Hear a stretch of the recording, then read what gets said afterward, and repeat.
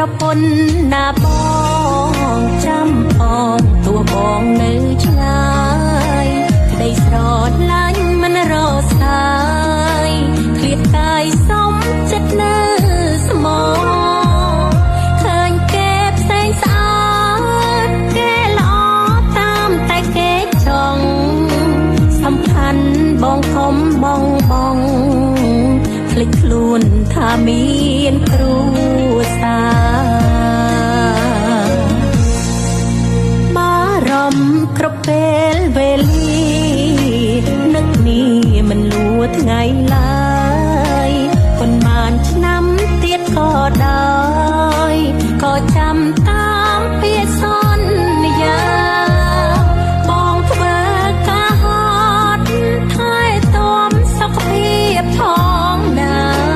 អូនបន់សុំឲ្យវេលាដើរលឿនព្រោះចង់ជួបថ្លៃ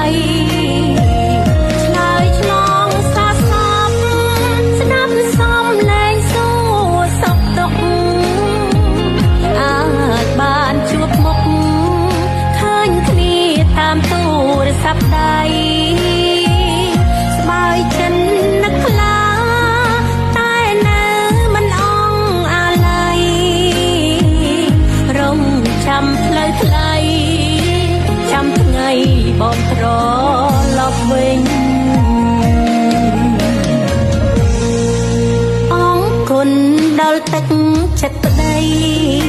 ទៅឆ្ងាយស៊ូព្រោះគ្រួសារទោះមានឧបសគ្គប៉ុណ្ណាក៏មិនឈ្នះ